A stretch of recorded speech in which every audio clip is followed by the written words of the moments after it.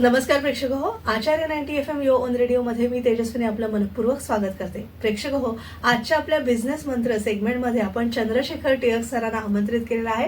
Tilak sir नमस्कार. मनपूर्वक स्वागत. धन्यवाद. आमच्या कॉलेजमध्ये सुद्धा आणि आमच्या आचार्य 90 FM रेडिओ चॅनलवर सुद्धा सरांची खरं तर ओळख करून द्यायची गरज नाही आहे, पण एक म्हणजे सर सुपरिचित असे आहेत, तरी पण एक औपचारिकता म्हणून सर निवृत्त कार्यकारी उपाध्यक्ष आहेत NSDL समूहाचे आणि NSDL सेबी, मुंबई शेअर बाजार अशा भारतीय गुंतवणूक क्षेत्रातील नामांकित संस्थांमध्ये त्यांनी 32 वर्षांहून जास्त काळ उच्च पदस्थ अधिकारी म्हणून काम केलेलं आहे. हर्षद मेहता, केतन पारेख यांसारख्या घोटाळ्यांमध्ये ते तपासणी अधिकारी होते.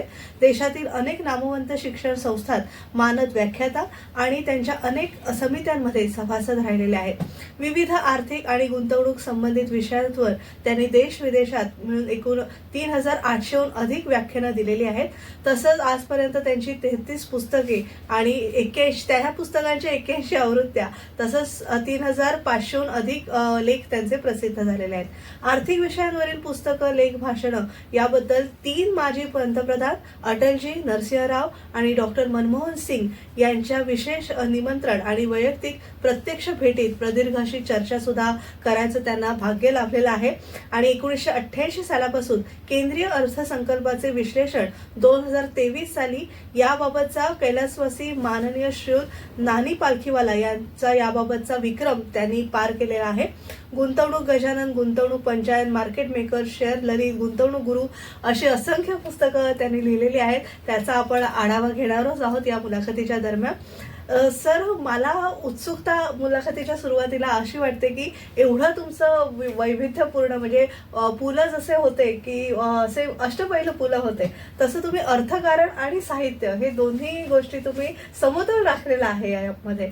तर ह्या म्हणजे एक माणूस म्हणून घडताना किंवा एक अर्थकारण ह्या क्षेत्रात, वृक्षाच्या क्षेत्रात तुमचा कसा प्रवास झाला त्याविषयी थोडंसं सांगा. अगदी मोकळेपणाने सांगतो सुरुवातीलाच की तुम्ही माझी तुलना पुलंशी नका करू, ते फार मोठा माणूस आहे. कदाचित परमेश्वरालाही आता अशी व्यक्ती पुन्हा जन्माला घालता येईल की नाही याविषयी शंका.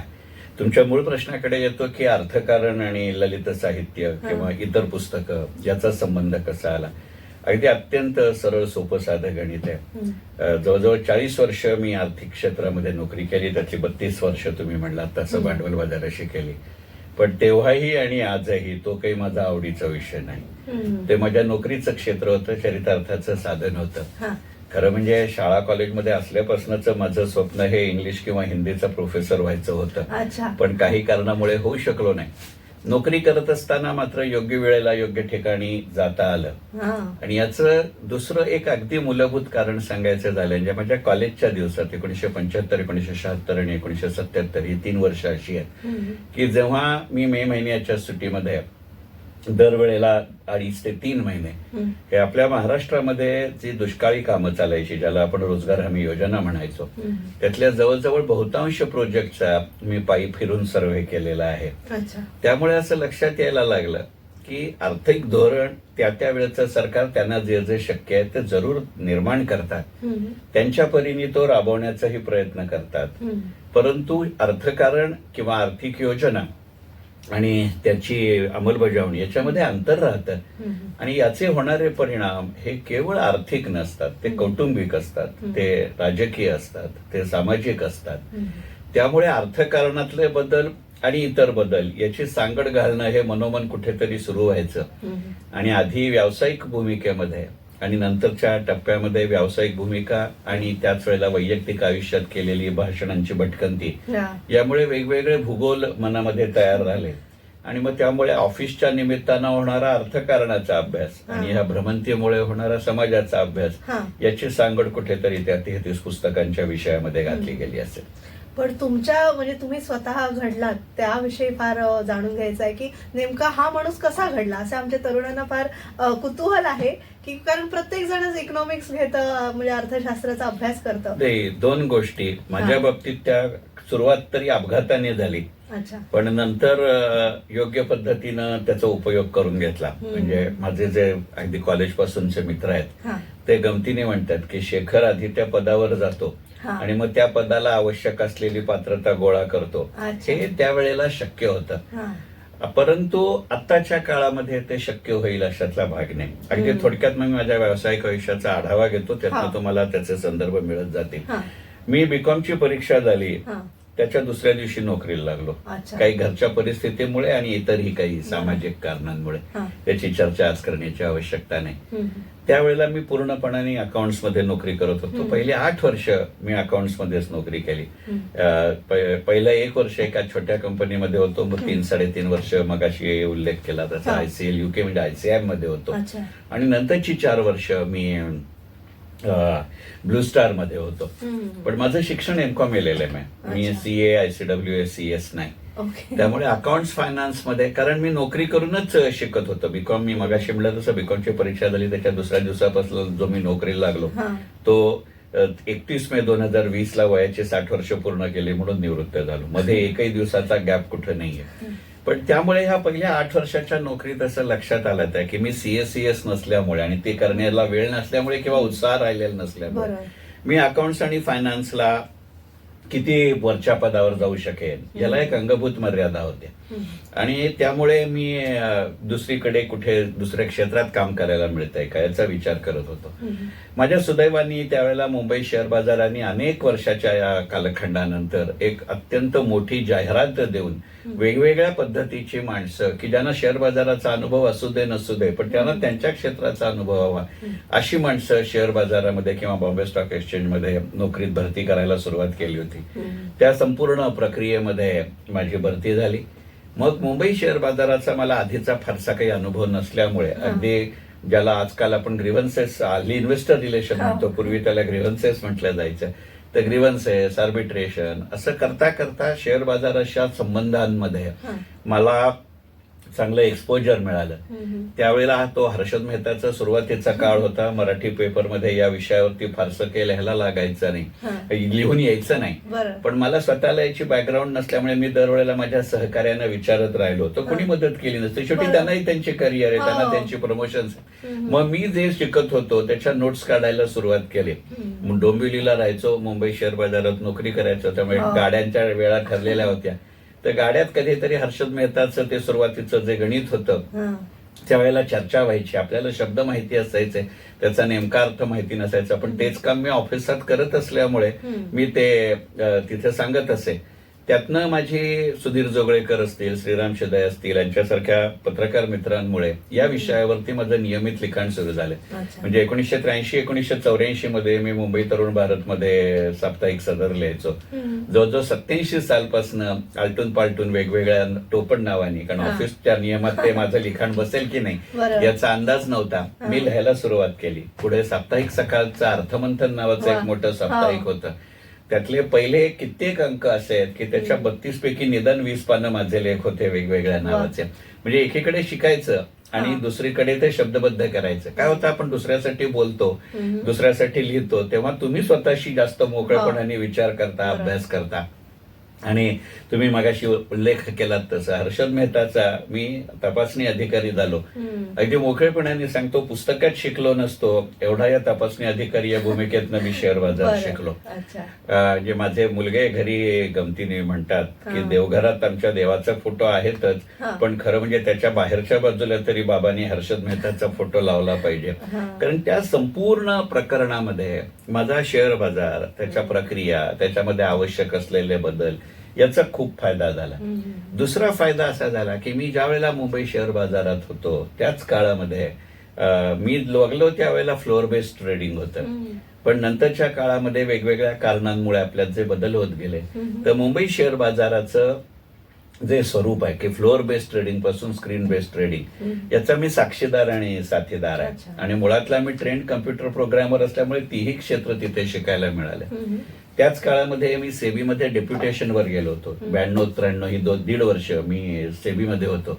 त्यावेळेला अशा पद्धतीनं सगळ्यात सेबीमध्ये डेप्युटेशनवर गेलेला मी सगळ्यात तरुण अधिकारी होतो, पहिला मराठी अधिकारी होतो. आणि त्यावेळेला आपल्या देशामध्ये 19 स्टॉक एक्सचेंजेस होती.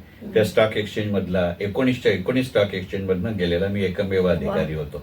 त्यामुळे कायद्याच्या ऑपरेशनच्या बाजूने मी स्टॉक एक्सचेंज मध्ये काम केलं, तर कायद्याच्या कायदेशीर संस्थेच्या बाजूने मला सेबीमध्ये काम करायला मिळालं.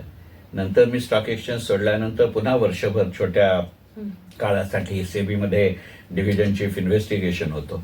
त्याच्यानंतरची 2 वर्ष मी एका ब्रोकिंग फर्ममध्ये होतो आणि संपूर्ण ट्रेडिंगचा इन्चार्ज होतो. म्हणजे तुमच्या माझ्यासारखे वैयक्तिक गुंतवणूकदार असतील, आपल्या देशातले इन्स्टिट्यूशनल इन्व्हेस्टर असतील आणि अगदी फॉरेन इन्स्टिट्यूशनल इन्व्हेस्टर असतील. माझ्या सुदैवाने माझ्या ऑफिसच्या माध्यमातून तो ट्रेड करायला मिळाला.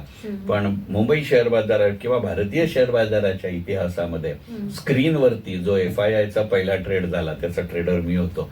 त्यातनं पुष्कळ गोष्टी शिकायला मिळाल्या. आणि नंतरची माझी शेवटची 22 वर्ष आपल्या देशातली पहिली depository national securities depository limited म्हणजे NSDL मध्ये मी नोकरीला होतो. त्यातली पहिली 10 वर्ष मी प्रत्यक्ष डिपॉझिटरी डिव्हिजनला होतो. मी त्यांचा चीफ कंप्लायन्स ऑफिसर आणि लिगल हेड होतो, प्लस इतर 6 कामं पाहत होतो. शेवटची 10 वर्ष मी NSDLची जी उपकंपनी सबसिडियरी आहे, म्हणजे आता त्याला आपण प्रोटियन म्हणतो, त्यावेळेला NSDL ही गव्हर्नन्स होतं, त्यांचा मी चीफ रिस्क ऑफिसर होतो, चीफ व्हिजिलन्स ऑफिसर होतो. नॅशनल पेन्शन सिस्टम म्हणजे NPSचा राष्ट्रीय प्रमुख होतो. आणि या राष्ट्रीय प्रमुखाच्या ह्या 88 सालपासून आज 2025 पर्यंत सातत्यानं मी आर्थिक क्षेत्रात नोकरीही करत होतो, त्या विषयावर बोलतही होतो, त्या विषयावर लिहितही होतो, लिहिण्यातही लेखही होते, सदरही होते आणि पुस्तकही होती. या सगळ्यांच्या एकत्रितपणानं, कारण अर्थकारण एक क्षेत्र असं की त्याच्यात दररोज बदल होतात, त्याच्याशी प्रत्यक्ष काम करायला मिळण्याचा जो व्यवहार्य अनुभव होता. मी म्हटलं तसं की दरवेळेला तुम्हाला आपल्या घरच्या वातावरणामध्ये, आपण जिथं राहतो त्या वातावरणामध्ये किंवा अगदी आपल्या शिक्षणामध्ये सुद्धा काही सतत माहिती मिळत असते अशातला भाग नाही. कारण आपण शिकतो त्याच्यापेक्षा आपण नोकरीला लागतो तो काळ वेगळा असतो. आणि मी म्हटलं तसं 91 सालपासून आजपर्यंत आपल्या देशाच्या अर्थकारणामध्ये इतके सातत्यपूर्ण आणि महत्वपूर्ण बदल झाले आहेत की शिकणं आणि वाचणं याच्या पलीकडे काही पर्याय नसतो.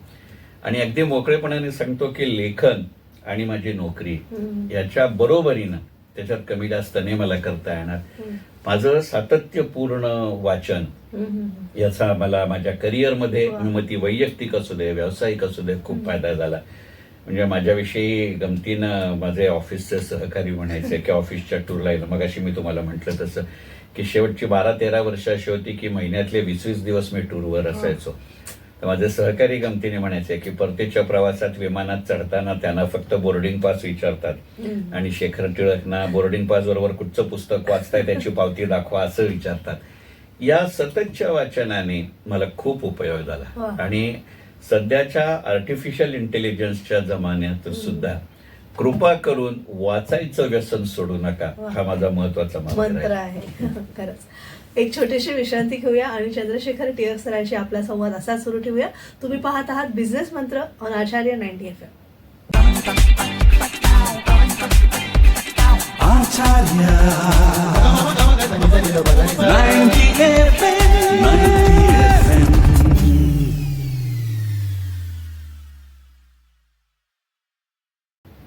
विश्रांतीनंतर तुम्हा सगळ्यांचं पुन्हा एकदा स्वागत. तुम्ही ऐकत आहात आचार्य 90 FM युअर ओन रेडिओ. आणि आज आपण बिझनेस मंत्र सेगमेंटमध्ये चंद्रशेखर टिळक सरांना आमंत्रित केलेलं आहे. सर, तुम्ही आता बऱ्याच संस्थांचा उल्लेख केलात. NSDLचं कार्य कसं चालतं हे आम्हाला जाणून घ्यायचंय. मुंबई स्टॉक एक्सचेंजचं कार्य कसं चालतं, कारण त्याच्यावर सगळी अर्थसत्ता अवलंबून आहे आणि मुंबई हे अर्थशास्त्राची राजधानी म्हटलं जातं.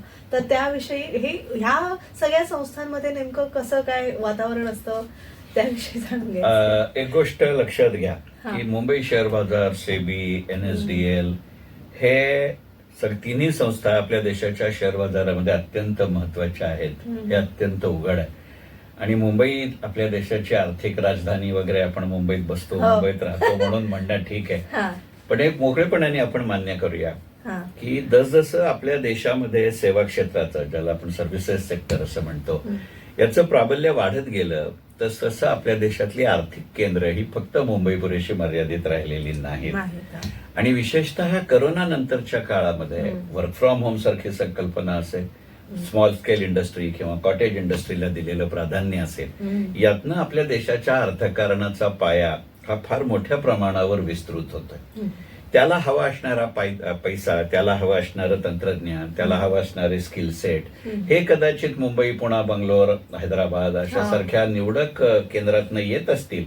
पण शेवटी ते निर्माण करणं ही एक वेळची गोष्ट आहे. त्याचा उपयोग हा सातत्यपूर्ण होतो, तो वेगवेगळ्या ठिकाणी असतो. त्यामुळे आर्थिक केंद्र म्हणत असताना आपण त्याचे इंटरमिडियरी जास्त आहोत हे लक्षात घेतलं पाहिजे. शेवटी कसं, ह्याला तुम्हाला एक उदाहरण देतो की केवळ SEBI, BSE, NSC, NSDL, CDSL, IX, MCX ही भांडवल बाजारातल्या किंवा वस्तू बाजारातल्या कमोडिटी मार्केटमधल्या महत्वाच्या संस्था बाजारात आहेत, ही वस्तुस्थिती आहे. पण त्याच्यावरती ज्या शेअर्सची नोंदणी होते, त्याच्यामध्ये ज्या शेअर्सची उलाढाल होते, त्या फक्त मुंबईतच आहे तशातला भाग नाही. हे पहिला भाग लक्षात घेऊ. तर मग आपलं महत्वाचं वैशिष्ट्य काय की आपली असलेली कनेक्टिव्हिटी आणि होणाऱ्या प्रत्येक बदलाला फार लवकर आपण उपयोगात पडतो. मग शेवटी तुम्हाला ते तंत्रज्ञान सतत सुधारतं ठेवावं लागतं. म्हणजे मी नेहमी म्हणतो की सॉफ्टवेअर निर्माण करेन मी पुष्कळ, पण तो विकत घेऊन उपयोगात आणणारा असावा लागतो ना. आणि ज्या वेळेला तुम्ही सेवा क्षेत्रामध्ये किंवा सर्व्हिस सेक्टरमध्ये जाता त्यावेळेला एक लक्षात घ्यायला लागतं की औद्योगिक क्षेत्रात, इंडस्ट्रीयल सेक्टरमध्ये ज्या वस्तूंचं आपण उत्पादन करतो त्याचं अस्तित्व काल, हल्ली मराठीत आपण त्याला शेल्फ लाईफ म्हणतो, ते तुलनेनं जास्त असतं. सेवा क्षेत्रामध्ये तसं नसतं. म्हणजे मी आता जवळजवळ 40 वर्ष डिजिटल फायनान्शियल सर्व्हिसेस या क्षेत्रात आहे. मी 80 साली ज्या वेळेला सुरुवात केली त्यावेळेला आणि 2020 साली मी निवृत्त झालो त्यावेळेला, त्याच्यामध्ये जेवढा फरक पडला नव्हता तेवढा 2020 ला मी निवृत्त झालो. आज आपण जून 2025च्या अखेरीला आलोय, या 5 वर्षात झालाय. त्यामुळे आपण गमतीने नेहमी म्हणतो की कालचं सॉफ्टवेअर आज चालत नाही, परवाचं हार्डवेअर आज चालत नाही आणि नेटवर्क शिवाय काहीच हलत नाही. म्हणजे आता ऐक वेळ ऑक्सिजन नसला तर चालतो, वायफाय नसला तर चालत नाही. मग हे वायफाय सतत अद्ययावत ठेवणं, हे सॉफ्टवेअर सतत अद्ययावत ठेवणं. शेवटी मी हार्डवेअर बदलतो तेव्हा त्याची माझी सॉफ्टवेअरचीच कम्पॅटेबिलिटी बघून चालत नाही. एक साधं उदाहरण घ्या की आपण मोबाईल सगळे वापरतो. तुम्ही OnePlus कडनं जेव्हा आयफोन कडे जाता तेव्हा तुमची संपूर्ण पद्धत बदलावी लागते. मग आता हे एक्स्ट्रापोलेट करून जर तुम्ही अर्थकारणाकडे आलात तर तुमच्या लक्षात येईल. म्हणजे माझं अर्थानुभूती जे पुस्तक आहे ज्याच्यामुळे ह्या 3 पंतप्रधानांनी मला भेटायला बोलावलं होतं, त्यातल्या एका पुस्तकात फार पूर्वी मी म्हणलंय तसं की कृषी क्षेत्र, उद्योग क्षेत्र आणि सेवा क्षेत्र ही 3 केवळ अर्थव्यवस्थेची वेगवेगळी अंग आहेत असं नाही. हे उत्पन्नाचे वेगवेगळे मार्ग आहेत, हे खर्चाचे वेगवेगळे मार्ग आहेत, हे गुंतवणुकीचे वेगवेगळे मार्ग आहेत, हे गुंतवणुकीच्या अपेक्षांचे वेगळे मार्ग आहेत. म्हणजे ह्या विषयावरती मी माझ्या पुस्तकाचं मार्केटिंग करतोय असं कृपा करून समजू नका, कारण हे एका प्रश्नाच्या उत्तरात मावणारा विषय नाही. आणि या सगळ्याला आपण समाविष्ट करत असतो. म्हणून मुंबई भारताची आर्थिक केंद्र आहे की आपण वृत्तीनं बदलतो.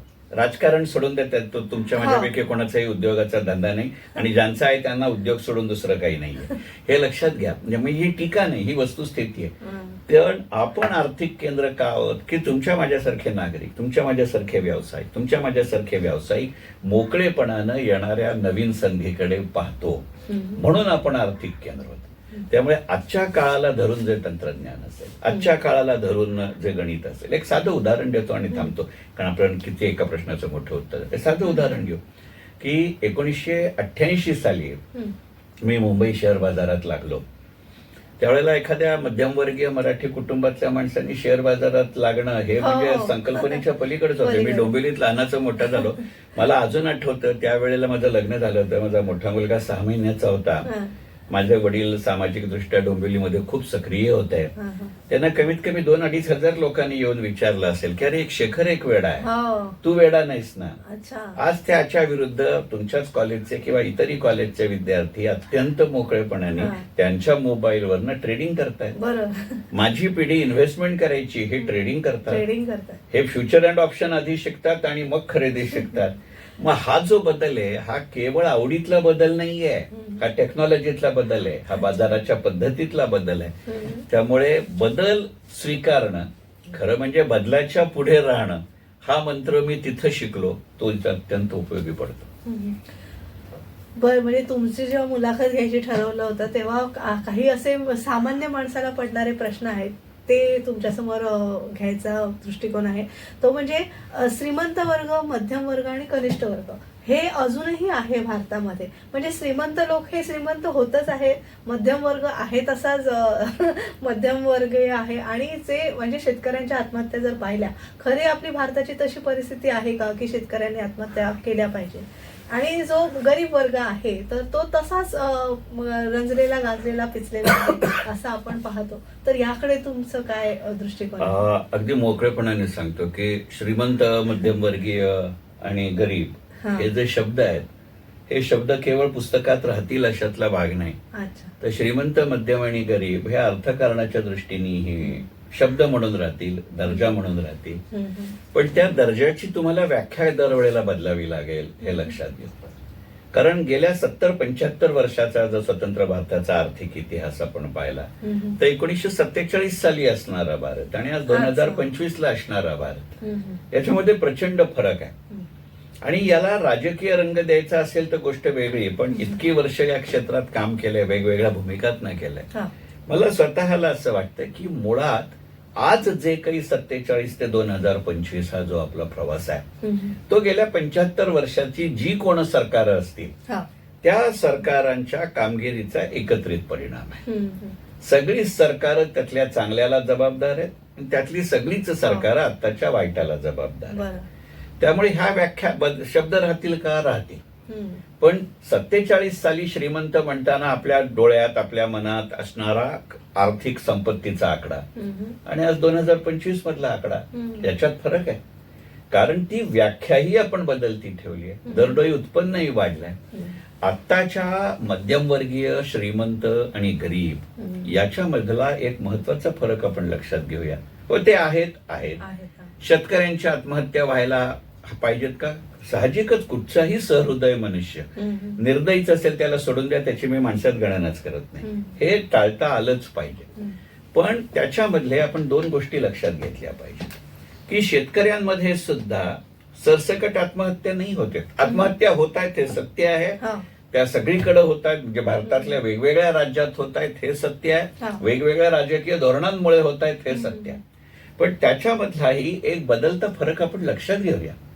काळाच्या ओघामध्ये आपल्या देशातल्या शेतीचंही उत्पादन बदललंय, उत्पादन पद्धतीही बदलली आहे. मगाच्या एका प्रश्नाचं उत्तर देताना मी म्हटलं तसं 1947 साली जेव्हा आपण स्वतंत्र झालो तेव्हा आपल्या देशाला कृषीप्रधान म्हटलं जायचं. याचं कारण असं आहे की त्यावेळेला आपल्या देशाच्या एकूण राष्ट्रीय ढोबळ उत्पन्नात, मराठीत सांगायचं तर जीडीपी मध्ये जवळजवळ 78% वाटा कृषी उत्पन्नाचा होता. आणि एकूण लोकसंख्येच्या जवळजवळ 88% लोक ही शेतीवरती अवलंबून होते. आज जर आपण 2025चा विचार केला तर या शेती क्षेत्राचं आपल्या देशातलं उत्पादन किंवा वाटा हा त्यावेळच्या 78%वरनं 20%च्या आत आलाय. पण या वेगानं कृषी क्षेत्राचं तुमच्या माझ्या राष्ट्रीय ढोबळ उत्पन्नातला वाटा कमी झालाय. त्या प्रमाणात शेतीवरती अवलंबून असलेल्या लोकांची संख्या कमी झाली नाहीये. त्यामुळे शेती क्षेत्रात सदैव कार्यरत असणारे, दुसरा कोणताही पर्यायी उत्पन्नाचं साधन नाही असं असणाऱ्या माणसांचं दरडोई उत्पन्न कमी झालं, ही गरिबीची व्याख्या आहे. हा केवळ इतकाच बदल नाहीये. साधं उदाहरण घ्या ना, मी 80 साली बीकॉम झालो, 75 साली मी एसएससी झालो, 10वी एसएससीची पहिली बॅच. आमच्या शाळा कॉलेजच्या दिवसामध्ये आम्ही कृषी प्रधान अर्थव्यवस्थेमध्ये म्हणताना असं आम्ही शिकायचो की याला नगदी पिकं म्हणजे कॅश क्रॉप म्हणतात. मग त्याला आपण तंबाखूचं उदाहरण द्यायचो, त्याला आपण कापसाचं उदाहरण द्यायचो, त्याला आपण आज ऊसाचं उदाहरण द्यायचो. आज यातलं कुठचंही उत्पादन कॅश क्रॉप मध्ये येत नाही. आज सेरिकल्चर, फ्लोरिकल्चर, हॉर्टिकल्चर याचं उत्पादन देतो. पण शेतीमध्ये तुमच्या असं लक्षात येईल की एक काळ ज्यांची मक्तेदारी नाही म्हटलं तरी फार मोठा वाटा होता. महाराष्ट्रासारखं सरकार राज्य असेल, पंजाब सारखं असेल, हरियाणा सारखं असेल, कर्नाटक सारखं असेल, ह्यांची उत्पादनामध्ये, कृषी उत्पादनामध्ये प्रचंड मोठी वाटा होता. कृषी उत्पादनाचं प्रमाण गेल्या 75 वर्षात सातत्याने वाढलंय, पण याच राज्यांचा वाटा त्या प्रमाणात वाढलेला नाहीये. कारण आता तुम्हाला सांगून खोटं वाटेल म्हणून म्हटलं की एकाच वेळेला देशामध्ये 2 स्थिती आहेत. आज आपल्या देशातली फळांची निर्यात प्रचंड वाढली आहे. साधं उदाहरण देतो की मी शाळा कॉलेजमध्ये होतो तेव्हा संत्री म्हटलं का नागपूर आठवायचं. आज तुम्हाला सांगून खोटं वाटेल, एनपीएस मध्ये मी हे शिकलो, महिन्यातले 20 दिवस शिकताना मी हे शिकलो. त्या 10 वर्षामध्ये आपल्या देशातल्या प्रत्येक राज्यात मी किमान 150 वेळा गेलोय. आज संत्र्यांचं आपल्या देशातलं सगळ्यात मोठं उत्पादन हे मणिपूर आणि नागालँडच्या बॉर्डरवर होतं. स्ट्रॉबेरीचं उत्पादन त्यांचं होतं. तांदूळाचं उत्पादन आसाम आज महाराष्ट्र आणि कर्नाटकशी तुलना करतायत. म्हणजे तुमच्या असं लक्षात येईल की उत्पादन वाढतंय पण त्याचा भूगोल बदलतोय. उत्पादन वाढतंय पण त्याचा इतिहास बदलतोय आणि त्यामुळे त्याचे परिणाम बदलतोय. मग त्या एकेकाळी त्यांच्याकडे उत्पन्न नव्हतं, आज इथं नाही, असं आहे पहिली गोष्ट. आणि दुसरी गोष्ट, कृषी उत्पन्नामध्ये आता अन्न याच्या बरोबरीने अन्न प्रक्रिया याला महत्व येत आहे. गेल्या 14 ते 15 वर्षाच्या काळामध्ये, मी 14-15 म्हणलंय म्हणजे 2010 नंतरचं गणित घ्या, त्याच्यामध्ये 2 वेगवेगळे पंतप्रधान आपण पाहिले. पण आपण आता कृषी उत्पादन किंवा फूड प्रोसेसिंग इंडस्ट्री सेक्टरच्या, क्षेत्राच्या, शेतीच्या एकराजवळ नेतोय म्हणल्यानंतर हे गणित बदलतंय. पण इथे मी बदलायला तयार पाहिजे ना. आणि म्हणून जे मागाच्या प्रश्नात मी म्हणलं की बदलत्या परिस्थितीशी जुळवून घेताना आपल्याला सर्व पद्धती बदलाव्या लागतायत. ज्याला हे जमलं त्याला जमलं. एक गमतीचं उदाहरण फक्त सांगतो आणि हे उत्तर थांबूया म्हणजे आपल्याला पुढच्या प्रश्नाकडे जाता येईल. तुम्ही मगाशी श्रीमंत, मध्यम, गरीब असं म्हणलात. श्रीमो माटे म्हणून एक जुने लेखक आहेत, उपेक्षितांचे अंतरंग हे त्यांचं गाजलेलं पुस्तक आहे. ते श्रीमो माटेंच्या फार जुना लेख आहे. त्याच्यामध्ये ते एकदा असं म्हणलेत, आणि त्याला कोणताही राजकीय संदर्भ देऊ नका, एका विचारवंतानं लिहिलेलं ते पुस्तक आहे, समाजतज्ञानं लिहिलेलं पुस्तक आहे. ते म्हणले आर्थिक दृष्ट्या मला माहिती नाही, पण सामाजिक दृष्ट्या खरंच श्रीमंत, मध्यम वर्ग, गरीब असं काही असतं का? ते म्हणले त्यातल्या त्यात श्रीमंत असतो हे आपण डोळ्यांनी बघतो, गरीब असतो तो आपण डोळ्यांनी बघतो, पण मध्यम वर्ग असं खरंच काही असतं का म्हणले. तर श्रीमो माटे कदाचित गमतीने पण कदाचित विदारक सत्य लिहून गेले की ते म्हणले कोणत्याही धोरणात्मक उतरंडीमध्ये, पॉलिसी स्ट्रॅटेजीमध्ये मध्यम वर्ग असा काही वर्गच नसतो, कारण त्याला गृहीत धरलं जातं. मग त्यांनी श्रीमो माटेंनी फार गमतीची व्याख्या केली मध्यम वर्गाची. ते असं म्हणले, श्रीमंतांना जे आपले वाटत नाहीत आणि ज्याला गरीब आपले वाटत नाहीत त्या वर्गाला मध्यम वर्ग म्हणतात. बरोबर. खूप छान. आणि खरं तर मला वाटतं हे आपण 2 भाग केले पाहिजे, एक साहित्यिक टिळक आणि अर्थकारणातले टिळक, असे 2 भाग खरं तर आपल्याला करायला हवेत. एक छोटीशी विश्रांती घेऊया आणि पुन्हा भेटूया. आज आपण बिझनेस मंत्र सेगमेंटमध्ये चंद्रशेखर टिळक सरांशी संवाद साधतोय.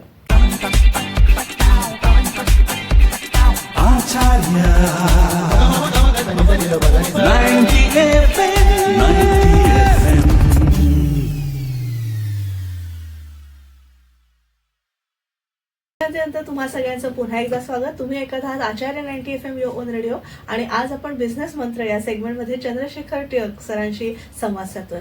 आपण आता महाराष्ट्राविषयी भरभरून बोललो, आता थोडं भारताकडे वळूया. भारत महासत्ता होणार का हा सगळ्या पेपरांमध्ये किंवा सगळ्या डिजिटल युगात सुद्धा प्रश्न सध्या आहे. तर तुमच्या दृष्टीने काय वाटतंय की भारत महासत्ता होईल? माझं आडनाव आहे टिळक, माझी हयात गेली शेअर बाजारात आणि माझी जन्मरास आहे मिथून. या तिन्ही कारणांमुळे मी प्रचंड आशावादी माणूस आहे. भारत महासत्ता होईल का याचं उत्तर हो असं आहे. पण मुळात असं आहे की नुसतं होईल म्हणून होत नाही, काहीतरी प्रयत्न करावे लागतात.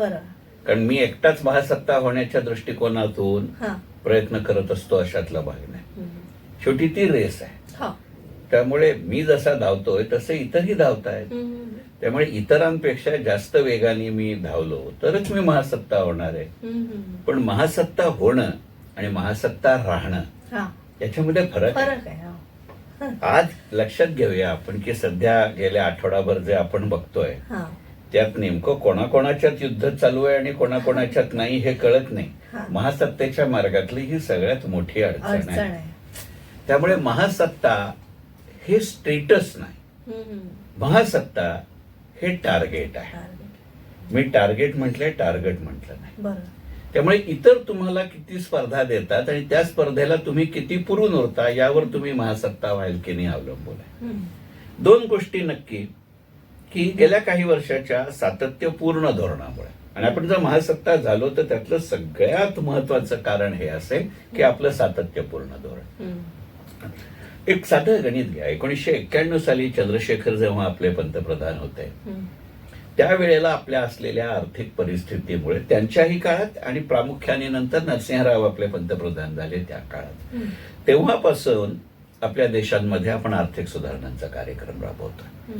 आज 91 ते 2025 म्हणजे 35 वर्ष झाली.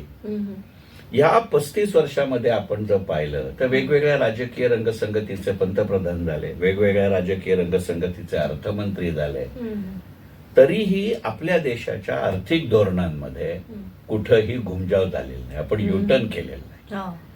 फार फार तर प्रायोरिटीज, प्राधान्यक्रम बदलले असतील, योजनांचं नावं बदलली असतील. म्हणजे मी गमतीनं जेव्हा आपले माजी पंतप्रधान डॉक्टर मनमोहन सिंग यांना भेटलो होतो, आम्ही 9 तास बरोबर होतो, सलग चर्चा करत होतो. तेही बोलत होते, मी एकटा नव्हतो बोलत. त्यांना मी गमतीने म्हणलं होतं की म्हटलं काय होतं, अटलजींचं किंवा मोदीजींचं त्यावेळेला नुकतंच मोदीजींचं सरकार आलं तर मी मनमोहन सिंगांना भेटलो तेव्हा म्हटलं त्यावेळेला काय होतं, अटलजी किंवा मोदीजी यांचं सरकार आलं तर योजनांना दीनदयाळ उपाध्याय, श्यामाप्रसाद मुखर्जी अशी नावं देतात. काँग्रेसचं सरकार असलं तर इंदिराजी, राजीवजी, राहुलजी, पंडितजी यांची नावं देतात. म्हटलं त्याच्यामधनं काही कंटेंट नाही ना बदलला, पण यातनं सातत्यानं हा देश वागतो याची चाहूल आपण दिली. त्यामुळे जर मला महासत्ता व्हायचं असेल तर हे सातत्य मला ठेवावं लागेल.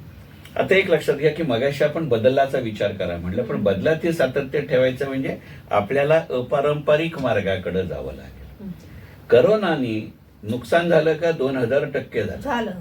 पण करोनानी आपल्याला एक आत्मविश्वास दिला की आपल्या देशाची 140 कोटी लोकसंख्या, मागे पुढे थोडा आकडा जो काय असेल तो, हे एका अर्थी माझी ऍसेट आहे. उद्या सगळ्या जगाने मालाच्या वाहतुकीवर बंदी घातली तरी माझ्या देशाची लोकसंख्या माझ्या देशाचं उत्पादन पेलू शकते, उपभोग म्हणूनही आणि प्रोड्युसर म्हणूनही. त्यामुळे ज्याला आत्मनिर्भर म्हणजे लुकिंग इनवर्ड असं म्हणता येईल ते सुरू झालं. आज आपण त्याची गणितं पाहतोय. त्यावेळेला असं लक्षात आलं की नाही बाबा, नुसतं कर कर कर कर करून नाही होत. म्हणजे कर हे क्रियापद म्हणूनही होत नाही, कर हे टॅक्स म्हणूनही होत नाही. मग 2020 नंतरच्या काळामध्ये आपण जो small scale, cottage, medium scale, large scale याच्यावर दिलेला भर आहे, एकाच वेळेला चौघांवर दिलेला भर आहे, यातनं स्थानिक पातळीवरती आपण काहीतरी निर्माण करण्याचा प्रयत्न केला. त्याचा फायदा आज दिसायला लागलाय, मोठ्या प्रमाणावर दिसायला अजून वेळ लागेल. आपण ज्या पद्धतीने संरक्षण विषयक वस्तूंचं उत्पादन वाढवलं हा टर्निंग पॉइंट आहे. म्हणजे माझ्या शाळा कॉलेजच्या दिवसांमध्ये डिफेन्स अकाउंटिंग होतं, परंतु ते कोणी घेतच नसे. कारण माझ्या देशाच्या किंवा आपल्या देशाच्या 4 सीमांचं संरक्षण म्हणजे संरक्षण अशी आपली व्याख्या होती.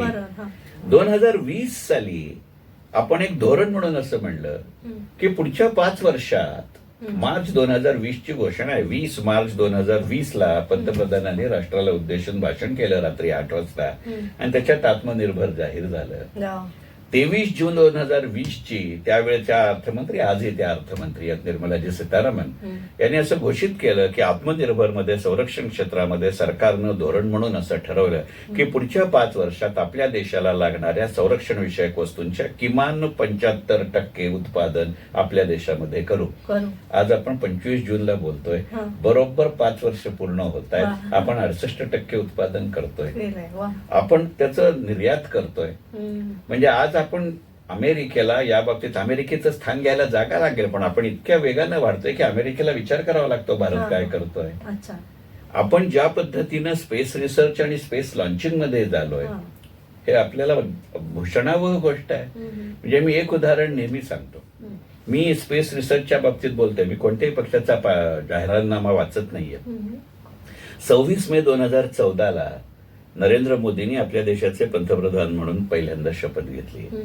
त्याच्यानंतरचा त्यांचा पहिला कार्यक्रम, पहिल्या 5 कार्यक्रमातला जाहीर कार्यक्रम हा इस्रो श्रीहरिकोटाला आपण 9 सॅटेलाइट एका वेळेला लॉन्च केली हा होता. तो त्यावेळेला राष्ट्रीय विक्रम होता. 2024ला जेव्हा आले तेव्हा पुन्हा पहिल्या 5 कार्यक्रमात इस्रो होतं, तेव्हा आपण 117 सॅटेलाइट लॉन्च केले. हा जागतिक विक्रम आहे. त्या 117तले 109 इतर देशांचे आहेत. नवीन सोर्स निर्माण झाला की नाही?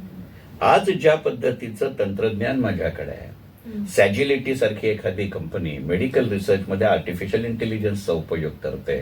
आज आर्टिफिशियल इंटेलिजन्सच्या जमान्यात भारतीय स्किल सेटला डिमांड आहे. ही वस्तुस्थिती आहे की नाही? सेमी कंडक्टर इंडस्ट्रीमध्ये आपण केवळ कन्झ्युमर नाही आहोत, आपण प्रोड्युसर आहोत. हे महासत्तेचं लक्षण आहे की नाही? हे जर नसतं तर तुम्ही कल्पना करा ना, इतके दिवस भारतीय विद्यापीठ फॉरेन विद्यापीठांशी टायअप करत होते. आता प्रक्रिया उलटी आहे. फॉरेन विद्यापीठ भारतीय विद्यापीठांशी करतोय. त्यामुळे आपण महासत्ता होऊ की नाही हा प्रश्नच नाही. याच्याविषयी शंका जर मनामध्ये असतील तर बाप जन्मात होणार नाही. कारण मूळ प्रश्न असा आहे की तो भारत महासत्ता होईल का, इथं थांबत नाही. भारत महासत्ता झाला तर भारतीय नागरिक त्यात कुठे असेल हे पाहायला लागेल. म्हणजे हे आमच्या शेअर बाजारासारखं झालं तर उपयोग काय? भारतीय कंपन्या सुधारतायत, हो सुधारतायत. भारतीय शेअर बाजाराचा निर्देशांक वाढतोय, हो वाढतोय. पण चंद्रशेखर टिळक कुठे आहेत? जाऊन सोनं खरेदी करतायत. आणि वॉरन बफेट, जॉर्ज सोरोस माझ्या देशात येऊन पैसे मिळवतोय, तर काही त्याचा उपयोग नाही ना. त्यामुळे भारतीय महासत्ता व्हायला मी एक नागरिक म्हणून जितका कारणीभूत असलो पाहिजे, तितकाच भारत ही महासत्ता राहण्याकरता माझा स्तर वाढवत राहिलं पाहिजे. आर्थिक, बौद्धिक, व्यावसायिक, म्हणजे भारतीय महासत्ता राहील. मग जर तुमचा मगाचा प्रश्न आहे की श्रीमंत, गरीब, मध्यम वर्ग ही गॅप जर दूर करायची असेल तर भारताला महासत्ता होण्या वाचून आणि त्यात तुम्ही आणि मी नागरिक म्हणून प्रत्येक टप्प्यावर सहभागी होण्या वाचून गत्यंतरच नाही. मध्ये आणखी एक प्रश्न आहे की मध्ये आपल्या जीएसटी मुळे फार उहापोहा झाला. ते जीएसटी बरोबर आहे, तसं जीएसटीचा आपल्याला काय फायदा झाला ते एक जाणून घ्यायचं होतं. आणि आताच्या म्हणजे पिढीने सगळे शेअर्सच्या मागे लागलेले आहेत आणि ती पण एक 2027ला शेअर मार्केट गडगडणार आहे असं पण काहीतरी भाकीत सांगितलं जात आहे. तर तुम्हाला याविषयी काय मांडायचं आहे? दोन्ही प्रश्न असे की एका प्रश्नावरती 50 मिनिटं बोलता येईल. जीएसटीच्या बाबतीत एक मोकळेपणाने सांगतो की ती कर प्रणाली म्हणून चुकीची नाही. त्याच्या अंमलबजावणीला सुरुवातीच्या काळामध्ये प्रचंड मोठ्या प्रमाणामध्ये गडबड झाली. कारण असं होतं की जीएसटी ही कर प्रणाली असं आहे की मुळातच आपल्या देशामध्ये जे विविध प्रकारचे, विविध आकाराचे, विविध भूगोलातले व्यावसायिक आहेत ते फार मोठ्या प्रमाणावर पहिल्या क्षणापासून त्या व्यवस्थेचा भाग असणं अत्यावश्यक होतं. परंतु ज्या वेगानं ती कर प्रणाली अंमलात आणली गेली त्या वेगानं इतके सर्व व्यावसायिक नव्हते. आज ती परिस्थिती झाली नाही. कारण ते जर नसते तर आत्ता अगदी गेल्या महिन्यामध्ये जे आपण 2 लाख कोटी रुपये एका महिन्यात जीएसटीतनं गोळा केले ते करू शकलो नसतो. त्याच्यातली सगळ्यात महत्वाची अडचण आहे आणि ती अडचण आहे हे मान्य केलं पाहिजे. ती आता जाणीवपूर्वक ठेवली आहे का नाही याच्यामध्ये आता आपण ज्या चॅनलवर बोलतोय त्याच्यासाठी हा विषय नको. पण हो, त्याच्या नियमांमध्ये आणि त्याहीपेक्षा त्याच्या अंमलबजावणीमध्ये संदिग्धता आहे ही वस्तुस्थिती आहे. म्हणजे अगदी गाजलेले टॅक्स मध्येच प्रॅक्टिस करणारे, अगदी इनडायरेक्ट टॅक्स मध्येच प्रॅक्टिस करणारे, वर्षानुवर्ष प्रॅक्टिस करणारे चार्टर्ड अकाउंटंट सुद्धा अत्यंत खात्रीपूर्वक त्या एखाद्या योजनेचं किंवा तरतुदीचं इंटरप्रिटेशन करू शकत नाहीत. अगदी बोलकं उदाहरण म्हणजे आपल्या महाराष्ट्रामध्ये फार मोठ्या प्रमाणावर जागांच्या रिडेव्हलपमेंट चालू आहे. त्यामुळे मग रिडेव्हलपमेंट, रेरा आणि जीएसटी याच्याविषयी खात्रीपूर्वक सांगणारं असं कोणीही होत नाही. यातलं सगळ्यात महत्वाचं कारण असं आहे, मी चुकत असेल पण माझा मत असं झालंय की हे विषय काही जणांनी न्यायालयात लावून धरले. न्यायालयाने त्याच्यावर निकालही दिले. न्यायालयानं निकाल दिल्यावरती जीएसटीने ते चॅलेंज केलेले नाहीत. पण मग एकदा न्यायालयानं निकाल दिल्यानंतर जो न्यायालयात गेला होता, कोर्टात गेला होता, जो विजयी झाला तो नियम त्यांनी मान्य केला, त्यांनी त्यानुसार त्याचं पुढची कार्यवाही केली. मग तो बदल त्या नियमामध्ये किंवा परिपत्रकामध्ये, सर्क्युलरमध्ये यायला हवा होता, तो आला नाही. हा प्रशासकीय भाग जास्त आहे, संकल्पनात्मक नाही. त्यामुळे जीएसटी संकल्पना म्हणून चांगली आहे का? हो आहे. त्यामुळे कराचं प्रमाण कमी होईल का? करांची संख्या कमी होईल, प्रमाण कमी होणार नाही. कुठचंही सरकार आपलं उत्पन्न कमी होईल हा मार्ग का निवडेल? पहिली गोष्ट. त्यामुळे जीएसटी बद्दल हे गणित. पुढचं जे गणित आहे की हल्लीचे तरुण शेअर बाजारात जात आहेत आणि तो 2027 साली खाली येईल असं भाकीत आहे. आपण एका कॉलेजच्या किंवा शिक्षण संस्थेशी संबंधित हा. अशा चॅनेलवर बोलतोय, त्यामुळे मी नाउमेद करत नाही. हो, तरुण जातोय का? हो, जातोय. हा. कारण शेअर बाजारामध्ये त्याला ताबडतोबीचा पैसा दिसतोय. हा. मी मगाशी म्हटलं तर तसं की कृषी, उद्योग आणि सेवा हे फक्त 3 वेगवेगळे भाग नाही आहेत. आता उत्पन्नाचा काळच कमी झालाय, त्यामुळे त्याला पी हळद हो गोरी सारखं लागतं. बरं. माझ्या वडिलांनी दीर्घकालीन गुंतवणूक केली. माझ्या पिढीनं LICची पहिली पॉलिसी हा. 5,000 रुपयाची 20 वर्षाची घेतली. हे जर मी आजच्या तरुणाला सांगितलं तर तो विचारेल 20 वर्ष मला पगार मिळेल याची खात्री देतो का? त्यामुळे त्याला आजचा पैसा उद्या हवाय, त्यात गैर काही नाही. आणि त्याला शेअर बाजाराशिवाय पर्याय नाही. परमेश्वर कृपेनं त्यांच्या या वयामध्ये आमची अर्थव्यवस्था, आमचा शेअर बाजार हा जगातल्या इतर अनेक देशांच्या तुलनेत सुदृढ परिस्थितीत आहेत. ते जात आहेत, ही चांगली गोष्ट आहे. राहिला 2027चा मंदीचा मुद्दा. पण बाजारामध्ये फक्त 2027 मध्ये मंदी येईल एवढीच चर्चा नाहीये ना. मुंबई शेअर बाजाराचा निर्देशांक जो आता 81-82 हजाराच्या आसपास आहे, तो नजीकच्या भविष्य काळात 1 लाख होईल अशी ही चर्चा आहे ना. शेवटी बाजारात चर्चा काय आहे, याला कितपत अर्थ द्यायचा आणि कितपत महत्व द्यायचं हे महत्वाचं आहे. मी मगाशी म्हटलं तसं तो बाजार कुठेही असू दे, मी त्यातला कुठचा याचा विचार करू ना. शेवटी बाजारा आणि माझी गुंतवणूक यातलं यश अपयश बाजाराचा निर्देशांक कुठच्या पातळीवर आहे ह्याच्याशी जितकं निगडीत आहे तितकं प्रत्यक्षात माझ्या जवळ त्यातले कुठचे शेअर्स आहेत याच्यावरतीही आहे की नाही. आता माझ्याकडे शेअर आहे, तो मी तहायात सांभाळायचा म्हणून म्हणतो, काही हरकत नाही त्याच्यात. वॉरन बफेट सारखी माणसं दीर्घकालीन गुंतवणुकीसाठीच प्रसिद्ध आहेत, पण त्या क्षेत्राची, त्या शेअरची तेवढी क्षमता हवी की नाही. मी जे ते रामदास स्वामी म्हणतात तसं, जो सांगे वडिलांची कीर्ती, अशा तंत्रज्ञानामध्ये शेअर मी नाही.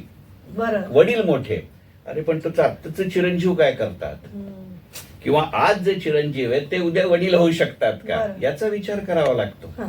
म्हणून मी म्हटलं तसं की माझ्याकडे त्या सेन्सेक्स मध्ये असलेला, त्या निफ्टी मध्ये असलेला एकही शेअर नाही, यातनं माझ्या इन्व्हेस्टमेंटचं काय होणार आहे.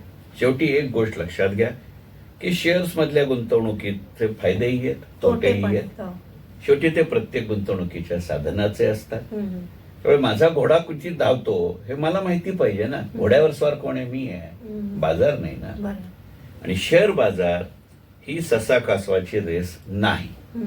ते आपलं बोधकथा म्हणून ठीक आहे. शेअर बाजार, त्या बोधकथेत ससा झोपतो आणि म्हणून कासव पुढे जातं. कासवाच्या गतीशी त्याचा संबंध बेताचा आहे. हा जर झोपला नसता तर कासव कितीही त्या गतीनं चालत राहिलं असतं तरी जिंकलं नसतं. हे आपलं बोधकथेत ठीक आहे, माणसांना कार्यरत राहावं म्हणून. शेअर बाजार महाफाजील आहे. तो ससा शेअर बाजाराचा कधीही बिलकुल झोपत नाही. तो गाजरं खातो, तो गाजरं दाखवतो, पण त्याला धावायचं असतं तिथे तो धावतो. याचं कारण सांगतो की हा जो प्रश्न तुम्ही 20 वर्षापूर्वी 25 वर्षापूर्वी विचारला असतात तर मी उत्तर वेगळं दिलं असतं, कारण मलाही तेवढा अनुभव नव्हता आणि आपल्या बाजाराची स्थितीही वेगळी होती. आज तुम्ही लक्षात घ्या की आज आपल्या देशाच्या बाजारामध्ये फक्त तुम्ही आणि मी पैसे गुंतवतोय का? नाही. तुम्ही आणि मी पैसे गुंतवतो. आपल्या देशाचे म्युच्युअल फंड गुंतवताय. आज आपल्या देशात किती म्युच्युअल फंड आहेत? कमीत कमी 300हून जास्त म्युच्युअल फंड स्कीम्स आपल्या देशातच कार्यरत आहेत. भारतीय नागरिक गुंतवत आहेत, परदेशी संस्था गुंतवत आहेत. त्यामुळे त्यांच्या क्रीडांवरती देशाच्या भूगोलामध्ये फरक आहे, देशाच्या वेळेमध्ये फरक आहे, देशाच्या चलनामध्ये फरक आहे. ते सगळ्याचे परिणाम बाजारावर होत असतात. त्यामुळे बाजार गडगडेल का? हो, गडगडेल. बाजार वर जाईल का? हो, जाईल. आपण गेले वर्षभर बघतोय की नाही. कारण बाजाराविषयी एक गोष्ट लक्षात घ्या, आणि हे त्रिकालाबाधित सत्य की it always discounts the future. म्हणजे जसं विंदा करंदीकर त्यांच्या कवितेत म्हणतात, त्यावेळेला विंदांना शेअर बाजार अभिप्रेत नसलेले अगदी उघड आहे. इतिहासाचे अवजड ओझे डोक्यावर घेऊन नानाचा, करापदस्थल त्याचे आणि त्यावर चढून भविष्यवाचा. हे ज्याला जमतो तो बाजारात तरतो. सर म्हणजे आपण बोलू तेवढं म्हणजे बरेच प्रश्न आहेत आणि त्याचे उत्तर अगणित असे आहेत आणि म्हणजे आपल्याला बरेच एपिसोड्स करावे लागतील. तर याच नोटवर आपण इथे आपल्या प्रेक्षकांची रजा घेऊया. प्रेक्षक आज बिझनेस मंत्र सेगमेंटमध्ये चंद्रशेखर टिळक सरांना आपण आमंत्रित केलं होतं. आमची ही मुलाखत तुम्हाला नक्कीच आवडली असेल अशी आशा व्यक्त करते. आणि सर तुम्ही आज इथे आलात आणि आम्हाला फार उद्बोधक असं थोडंसं मार्गदर्शन केलं, त्याबद्दल तुमचे मनपूर्वक आभार. या संधीबद्दल तुम्हा सर्वांचा आहे मनपूर्वक धन्यवाद. तर प्रेक्षक पुन्हा भेटूया पुढील बिझनेस मंत्राच्या कार्यक्रमात. तोवर मी तेजस्विनी आपला निरोप घेते. धन्यवाद.